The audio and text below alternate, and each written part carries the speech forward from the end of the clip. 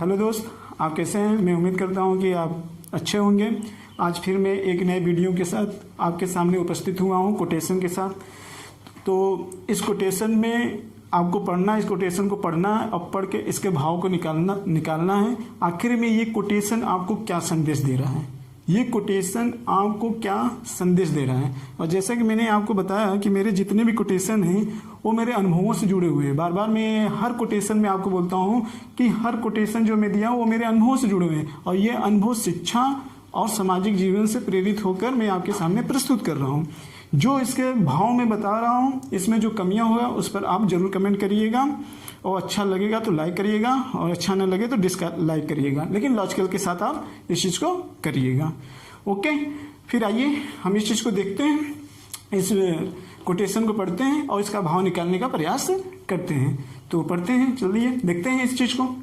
जो हालातों से लड़ते हुए मानवता को कुचलकर आगे निकलकर अपनी प्रसिद्धि हासिल करते हैं उसे क्या कहते हैं। एक, जो हालातों से लड़ते हुए मानवता को कुचलकर आगे निकलते हैं और फिर मानवता को कायम रखने के लिए उतने ही तेजी से काम करते हैं जितने की उसने आगे निकलने के लिए नहीं किया था। दूसरा पॉइंट, तीसरा पॉइंट क्या है। ऐसे व्यक्ति को आप क्या कहोगे जो व्यक्ति मानवता को कायम रखने के लिए हालातों से जूझता रहता है और वह बिना मानव जाति को हानि पहुंचाए अपने लक्ष्य को हासिल कर लिया हो, तो उसे आप क्या कहोगे। क्लियर। तो यहाँ पर आपको इस कोटेशन में मुख्य रूप से तीन पुरुष की बात की गई है, तीन टाइप के पुरुष की बात कही गई है। इन तीन टाइप के पुरुष को आपको बताना है कि तीन कंडीशन इसमें दिए गए हैं। जैसे हालात तो सबके सामने आते हैं, हालात मतलब यहाँ परिस्थिति से है। तो कुछ व्यक्ति ऐसे होते हैं कि जो हालातों के सामने अपने घुटने को टेक देते हैं और मानवता को कुचलकर आगे निकलने का प्रयास करते हैं। दूसरा टाइप का वह व्यक्ति होता है एक तरीके से जो हालातों के सामने घुटने तो जरूर टेक देता है, घुटने जरूर टेक देता है और गलत रास्ते पे चलता है, लेकिन फिर वह अपने आप को सुधार कर उससे कहीं ज़्यादा चलता है जितना कि वह बुरा काम करने के लिए चलता है। तीसरा कंडीशन वह है कि जो व्यक्ति हालातों के सामने कभी घुटने नहीं टेके, यानी बिना मानव जाति को कभी हानि नहीं पहुंचाया उसने, वो लड़ता रहा और फिर प्रसिद्धि को हासिल करता हो, तो ऐसे व्यक्ति को क्या कहेंगे। यानी कि तीन टाइप के व्यक्ति प्रसिद्धि हासिल करते हैं। तो एग्जाम्पल के रूप में हम आपको यहाँ समझाने का प्रयास करेंगे, उसको समझने का आप ध्यान दीजिए। देखिए यहाँ पर हम तीन टाइप के पुरुष ले लेते हैं, हालांकि हम चार टाइप के भी ले लेते हैं। तो एक तो मैं कहता हूं कि सामान्य पुरुष। सामान्य पुरुष, हालांकि ये सामान्य पुरुष तो कोई नहीं है। सामान्य पुरुष का मतलब एक तरीके से ऐसा कोई व्यक्ति नहीं है जो अपने आप में तटस्थ हो, तटस्थ एकदम तरीके से नहीं हो, वो इन तीनों के अस्त्रों से ही होकर गुजरेगा, ये तो तय है। इसलिए हम मुख्य रूप से तीनों ही टाइप की बात करेंगे। देखिए पहले हम देखते हैं, देखिए पहले टाइप के बारे में जो कहा गया, पहले टाइप में व्यक्ति वो व्यक्ति होता है जो हालातों के सामने घुटने को टेक देता है और मानवता को कुचल कर आगे जाने का प्रयास करता है। भारतीय इतिहास में आपने मीर जाफर का नाम सुना होगा। हाँ दोस्त, आपने मीर जाफर का नाम तो सुना होगा। ये मीर जाफर कौन था नहीं जानते हैं, जो प्रतियोगी छात्र नहीं जानते हैं और जो समान पुरुष नहीं जानते हैं वो जान ले आज। ये जो मीर जाफर था, मीर जाफर ये सिराजुद्दौला का क्या था, सेनापति था। सिराजुद्दौला का सेनापति था और सिराजुद्दौला को इसके ऊपर बहुत बड़ा विश्वास था, बहुत बड़ा विश्वास था। लेकिन यह व्यक्ति और यही व्यक्ति ऐसा था वास्तव रूप से कि जिससे कि अंग्रेज भारत को गुलाम बनाए। सबसे बड़ा, अगर कोई सबसे बड़ा कारण था तो ये मीर जाफर का ही था, भारत को गुलाम बनाने के कारण, और वो था अपने शासक के साथ गद्दारी करना, मीर जाफर। ये हालातों के साथ अपने आप को संभाल नहीं पाया और सिराजुद्दौला से ये गद्दारी किया। तो ये जो इस टाइप के व्यक्ति हैं, ऐसे व्यक्ति को हम निष्कृष्ट व्यक्ति कहेंगे। ऐसे व्यक्ति को हम निष्कृष्ट व्यक्ति कहेंगे, निकृष्ट व्यक्ति। ऐसे व्यक्ति को हम निकृष्ट व्यक्ति कहेंगे, निम्न कोटि के व्यक्ति कहेंगे। ऐसा नहीं था कि मीर जाफर ही क्या था, नहीं, आज भी थे, उस समय भी थे और आने वाले भी समय में रहेंगे, जो अपने मालिक के साथ गद्दारी करते हैं, जो हालातों के साथ घुटने टेक देते हैं। लोभ भी कारण हो सकता है, कारण कई हो सकते हैं, लेकिन जो इस तरीके के व्यवहार करता है उसको हम निकृष्ट पुरुष की श्रेणी में रखेंगे, जो कुख्यात टाइप का रहता है, जो मानवता को कुचलकर आगे बढ़ने का प्रयास करता है। मित्र, ऐसे व्यक्ति को आप निकृष्ट पुरुष कह सकते हो, निम्न कोटि का पुरुष कह सकते हो। यानी कि ऐसे पुरुष का पृथ्वी पर जन्म लेना ही अभिशाप है, अभिशाप समझता हूं मैं, और यह अभिशाप ही था भारत देश के लिए। दूसरा आते हैं, दूसरा पुरुष के देखते हैं भाई। दूसरे पुरुष में, दूसरे टाइप सेक्टर में हम दो कैटेगरी में बांटेंगे।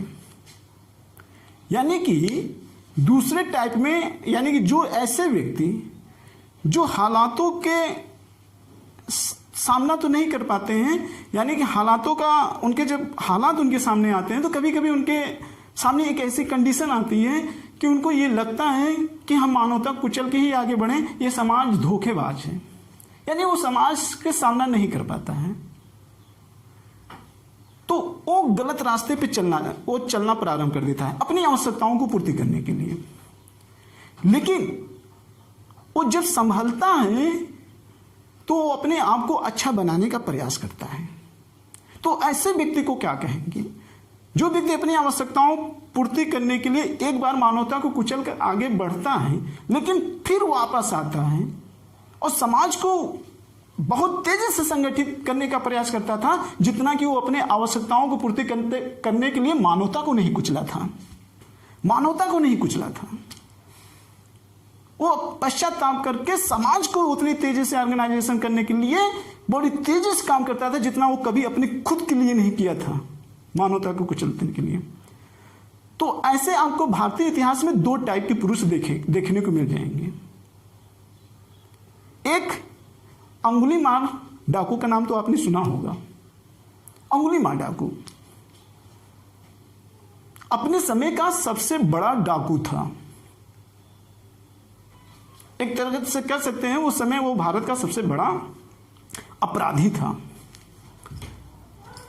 पूरा देश उस समय आतंकित था, भय का वातावरण था उसके डर से। लेकिन अंगुलीमाल जो डाकू था, अगर हम अंगुलीमाल डाकू की बात करें, अंगुलीमाल